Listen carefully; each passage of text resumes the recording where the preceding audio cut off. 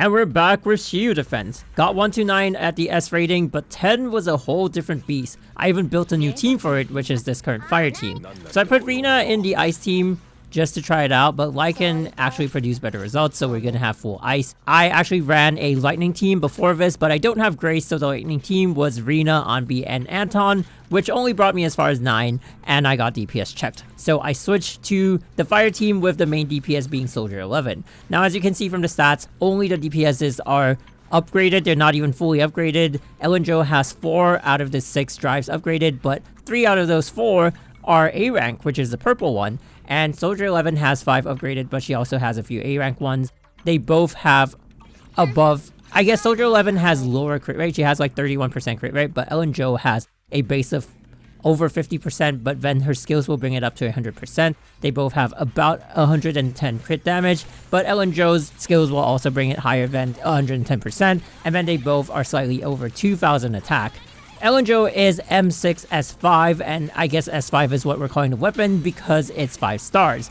Her M6 is just way beyond insane. Not only does she have crazy stats that I don't know how they're going to balance off later on. I mean, they might power creep her really quickly, but I don't see the M6 S5 getting power creep anytime soon. I'm guessing she could last at least a year before someone can catch up with it. Now, if you only have M0 or like M0S1, obviously she's going to be power crept really quickly, but at M6S5, she's going to last you a really long time.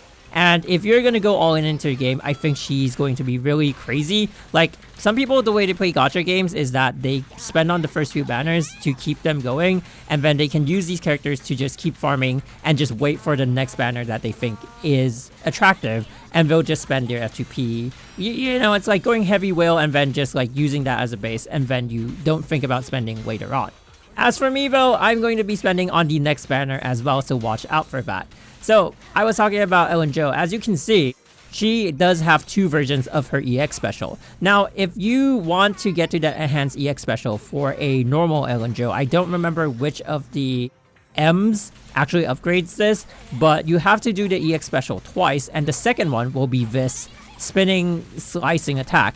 But for M6, she can actually do it at the end of her basic attack string, and that will be enhanced, and you can follow it up. So after you do the enhanced one, you can do a basic attack, which will be the last hit of her basic attack sequence, and then you can follow it up with another enhance, and you can do that up to 3 times because that's how much her energy allows it. But yeah, moving on to the fire team. So Soldier 11, she has the highest damage multiplier of any other DPS than Ellen Jo is what I've heard. And I do have her at M1. I did use the rebates to actually buy her W engine. So she is M1 S1, and she does really prove to be a really strong DPS. Now, I am thinking of switching Koleda out for Ben Bigger. I don't know if that's going to be a good choice, but Ben Bigger has some insane multipliers with his defense. So I'm going to build him up. I don't know if it's going to be a waste of resource, but I'm going to try to make use of those insane multipliers. I'm thinking he's going to replace Koleda, but let me know if you've tried building a team like that, if he should replace Koleda or Lucy, or even if those multipliers are going to make him so insane he can replace Soldier 11.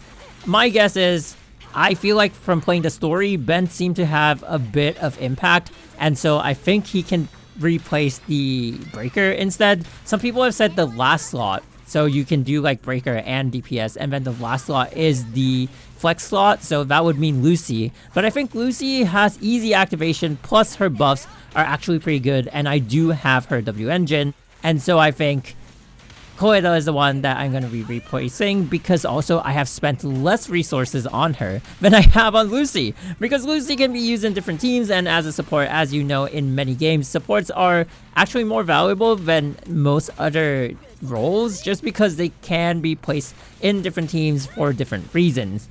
So yeah, that's the most optimum setup for me, but that will only be in the next video. I'm going to take a while to build Ben up.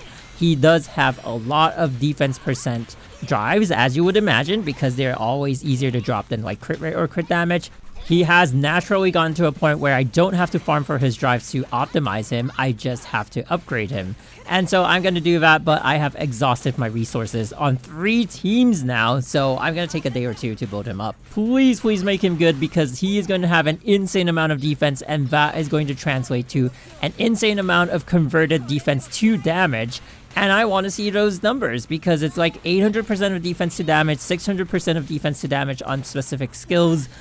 And we'll see if that can beat the traditional DPSs. But back to the fight. Now you can see I am struggling a little bit against this boss because at a certain threshold, it changes up its skills. Sometimes some of the skills are executed faster. Sometimes the same skill that was previously a skill that you could parry becomes a red marker, which you can only evade. Now, if you do switch a character out to counter like a red marker, the character on the field will get hit and you will still get like a sort of reaction to it. I think it falls under like follow-up assist, but you will actually take damage. And on this level, my characters are like glass. They get smacked one time, they're almost gonna die. And so this is a fortunate clear because obviously I end up clearing it, otherwise we're not gonna have this video. But this it is kind of dangerous, and if you don't have the attack to actually follow up right now, I would think Shiyu Defense 10 is not going to be accessible to many people. Maybe you can get it at B rank, but to get it to S rank takes a lot. Like, I'm heavily carried by my whale power, or you know, shark power on Ellen Joe.